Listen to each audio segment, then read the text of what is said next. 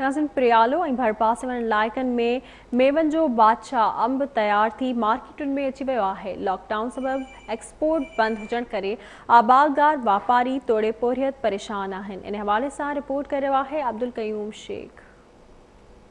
पिरियालो ऐं भरपासे में मेवनि जो बादशाह अंबनि जो फसल लही मार्केट में पहुची चुको आहे। हज़ारे एकड़नि ते बीठल अंबनि जा बाग, जंहिंमें सिंधड़ी, लंगड़ो, चोरसो, दुसेरी, सिरोली, लाल बादशाह समेत केतिरनि ई क़िस्मनि जूं जिन्सूं मौजूद आहिनि, जेकी हींअर मार्केट जूं ज़ीनत बणियल आहिनि। लॉकडाउन हुजण करे एक्सपोर्ट बंदि हुजण सबबि अंबनि जा आबादगार, ठेकेदार ऐं वापारी ऐं पोरियत सख़्तु परेशान आहिनि। उन हवाले सां आबादगारनि, वापारियुनि ऐं पोरियतनि आवाज़ टीवी सां ॻाल्हाईंदे चयो त हज़ारे एकड़ आहिनि जेके असांजे हिन पिराले जे शहर में आहिनि। साईं अंबनि जी जेका खेत आहिनि तमामु घणा आहिनि ऐं असां वटि जिन्सूं जेके आहिनि लंगड़ो आहे, चौरसो आहे, फजरी आहे, सोनारो आहे। इन जा रेट जेके आहिनि से तमामु किरियल आहिनि ऐं महिनत बि कयूं था। बहरहाल फल जेको आहे सो असांखे तमामु, असां कराची, लाड़काणो, सखर, खैरपुर ऐं कराची एॾे मोकिल। लॉकडाउन आहे, इहा महिरबानी करे खोलियल आहिनि ऐं तंहिंखां पोइ जेको नुक़सानु आहे वापारियुनि खे लखनि जा किरोड़नि जा ठीका आहिनि। महिरबानी करे इहो नुक़सानु न थिए, छो त हर को ग़रीब आहे। कारोबार असांजो 12 महीने में इहो अंब ऐं असांजे खजीअ जो आहे। लॉकडाउन न थींदी त असां कमाईंदासीं। हिन महिल बार्डर बि बंदि आहिनि, अंब निकिरे नथो ॿाहिरि, रेट न आहिनि।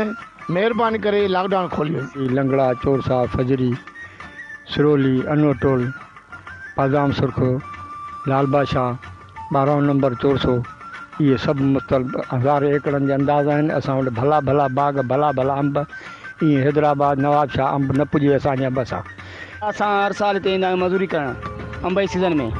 हिन साल एतिरो त हिन हुकूमत में असां तंग थिया आहियूं। वरी चोथों ॾींहुं असांखे वांदा वेठा आहियूं। ॿाहिरि अंब निकिरे कोन थो, नेकाली आहे कोन, इन करे असां वांदा वेठा आहियूं। मज़ूरी छुटे कोन थी, पंहिंजो घर ॿार छॾे वेठा आहियूं। अची नंढा नंढा बच्चा आहिनि, गुज़ारो इन ते असांजो।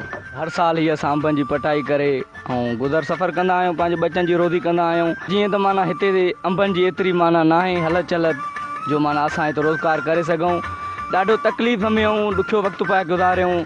हे लॉकडाउन लॻी पई आहे ऐं हे तव्हां ॾिसी रहिया आहियो त बार्डर बंदि आहे, अंब निकिरे ई न। आबादगारनि, ठेकेदारनि ऐं पोरियतनि जूं अवां ॻाल्हियूं ॿुधियूं। उन्हनि जो इहो ई चवणु हो त एक्सपोर्ट बंदि हुजण सबबि नुक़सान जो ख़दशो आहे। आबादगारनि हुकूमत खां मुतालबो कयो आहे त एक्सपोर्ट खोली वञे त जीअं अंब ॾेह थोरे परदेह मोकिले सघजनि। कैमरामैन शाहिद अली शेख सां गॾु अब्दुल कयूम शेख, आवाज़ टीवी, पिरियालो।